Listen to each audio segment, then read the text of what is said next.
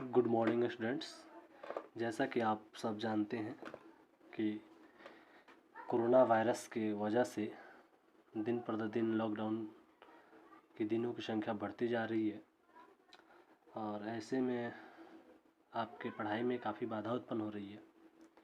हम लोगों का प्रयास है, एसआर कुंज के सभी सदस्यों का प्रयास है, सरस्वती कुंज के सभी सदस्यों का प्रयास है कि आप सब पढ़ाई से जुड़े रहें।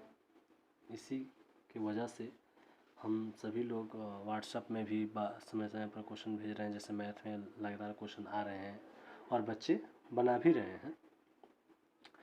इसी क्रम में हम आज प्रयास कर रहे हैं कि साइंस से, विज्ञान से भी कुछ टॉपिक्स का वीडियो बनाकर आपको दें ताकि पढ़ाई से आप जुड़े रहें। हम आज केमिस्ट्री के पहले चैप्टर से कुछ टॉपिक्स लिए हैं। जैसा कि आप जानते हैं कि पहला चैप्टर बहुत ही इंटरेस्टिंग चैप्टर है, जिसका नाम है रासायनिक अभिक्रिया एवं समीकरण, केमिकल रिएक्शंस एंड इक्वेशंस। इस चैप्टर में आपको दिखाई पड़ रहा है दो पार्ट्स हैं। पहला पार्ट्स है रासायनिक अभिक्रिया और दूसरा है समीकरण।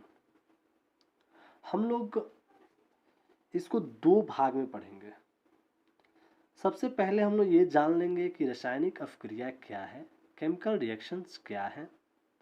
उसके बाद हम लोग जानेंगे समीकरण को।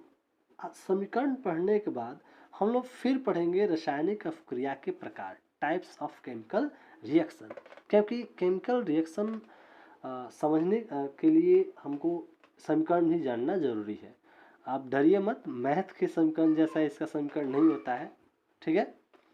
हम लोग सबसे पहले आज जानते हैं कि रासायनिक अभिक्रिया क्या है, केमिकल रिएक्शंस क्या है, व्हाट इज केमिकल रिएक्शन। एकदम सिंपल सा इसका परिभाषा है कि जब कोई दो या दो से अधिक पदार्थ जब दो या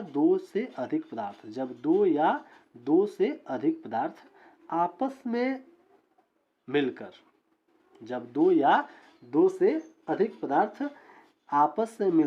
या एक पदार्थ स्वयं से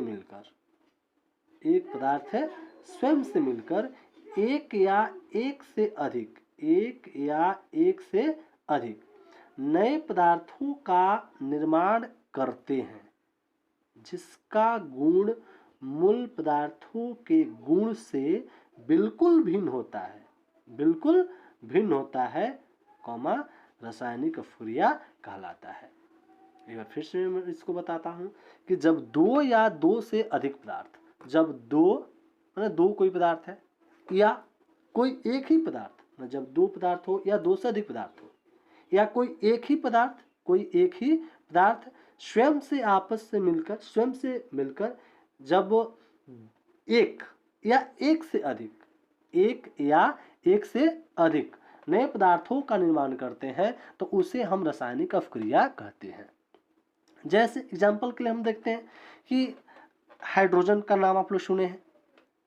जैसे हम लेते हैं हाइड्रोजन को, ये आपको हाइड्रोजन हो गया, ठीक है।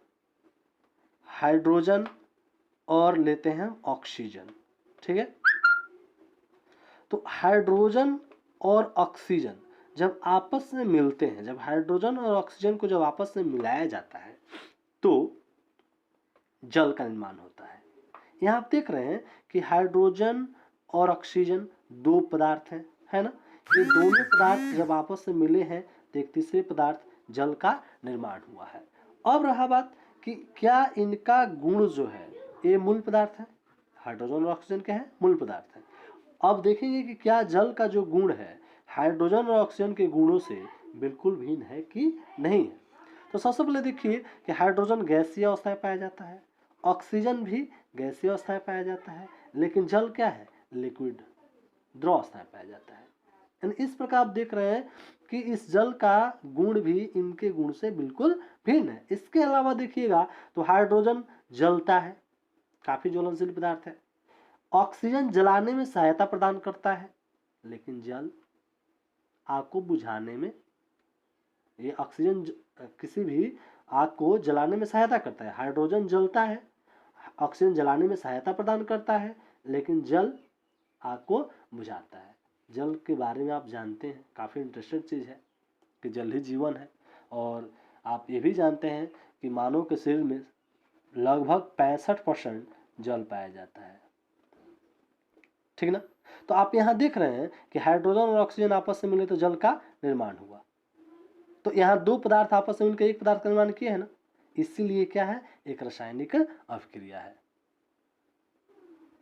अगर ये आपको समझ में आई, अगर आपको नहीं समझ में आएगा तो ज़रूर आप बताइएगा। हम प्रयास करेंगे कि आपको बेहतर से बेहतर समझ में आए। हम आज इतना ही बस। कल हम लोग थोड़ा सा देखेंगे इस रासायनिक अभिक्रिया में और आगे चलेंगे कि अभिकारक क्या है, प्रतिफल क्या है, ठीक ना।